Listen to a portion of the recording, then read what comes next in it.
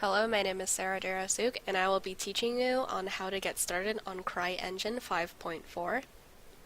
So after you've downloaded and gotten your account situated, you will be given access to the projects that you've created here and the assets that you've downloaded from their website.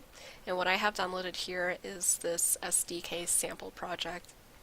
And how you would get it, I'm sure you can just search for it and you can actually get it for free. And just a little note, when you're buying it, you don't exactly have to worry about the VAT or the value added tax because that's normally for European citizens. And here you can also download their sample assets in their tutorials just to get started. And let's actually get a project started. So we're going to come over here, projects new, and over here you can decide to change which engine that you want to work in. The difference here is just there's not really much to work in C#. So in 5.4 you have a little bit more to do with plugins and third-person perspective. So in C#, that's normally for those that want to actually get more in depth with coding and they want to like write their own line of code for if there are no nodes that are existent to whatever complicated function that they want to create. And here is just, I'm assuming it's just a simple coding with inside the flow graph. And unlike Unreal Engine, you aren't exactly given like pre-loaded assets like a platform or the third person character that you would normally see. It isn't until you get in a gameplay that you would see that character, and it's already given those functions where you can walk. It also has this weapon that it's already given, and it does have functions when you left click and you can see and hear the shooting. First person, it's the same, but obviously different perspectives. So to get it created, you decide like which type of project that you want to work with. You're gonna name it, and you can choose a location of where you want to save it at, and you create that project. And once it is created, you can come back here. You can actually launch the editor by selecting the cog. You can launch the game either from the cog, or the little button over here. You can also reveal in Explorer so that you can actually see what assets are inside the project and what coding has been done. So since I've already opened it here, this isn't normally what it would look like. When you start out, you would go to File, New. It's been unsaved. Nope. And you can either decide to create a level or go to the one that's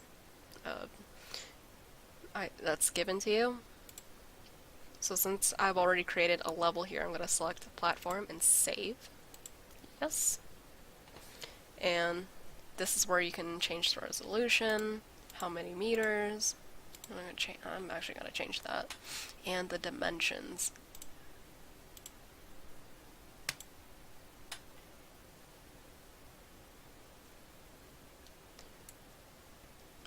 So we're given this tiled platform, and we can actually already go into gameplay because character is right there. You can see that we can walk and we can shoot, which for some reason sounds like a BB gun.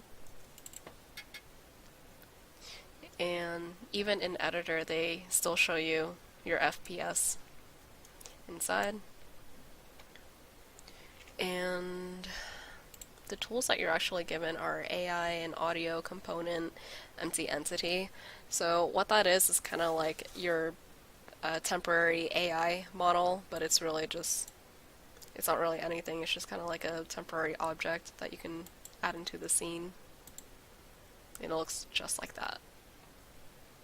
And over here is where all of your assets would view, and the details on the right panel.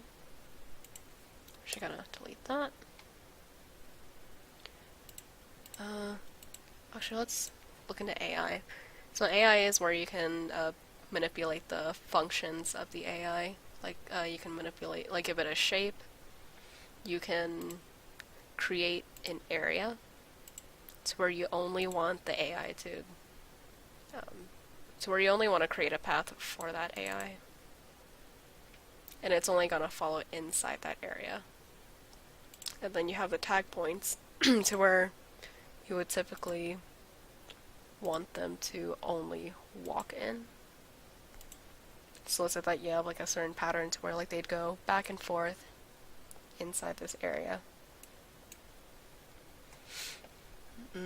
Those are just a few examples, and then brushes are actually where whatever assets you've downloaded you can bring into the scene here.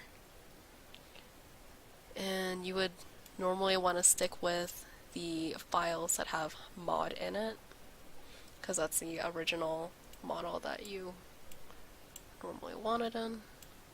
Let's click and drag it into the scene. And if you hit the G key, it'll go into wireframe mode. And you can, you know what's cool? You can even change the time of day inside the environment. So let's say it's like 12 o'clock noon, you can change the lighting and the environment, the lighting inside the environment. Other tools that you would use, such as area, you have like a box area, you can bring it to the scene. Water volume, I don't actually know what this is. And under designer, so you have a box designer to where you can, I'm assuming, manipulate shapes.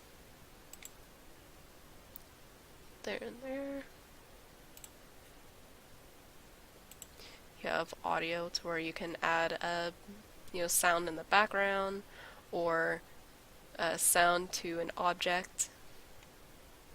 And this is where you would have like your triggers. So yeah. And here are your usual tools where you have the pointer, you have the move, rotate, scale. You can even change the layout of how you want to work inside your project.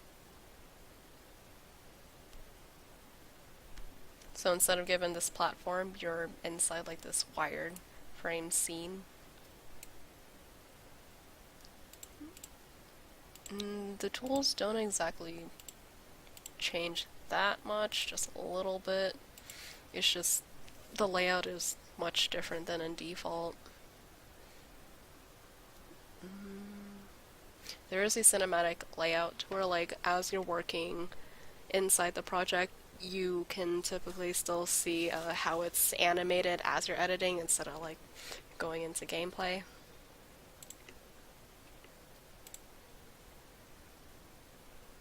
Yeah, that is how you get started inside the project.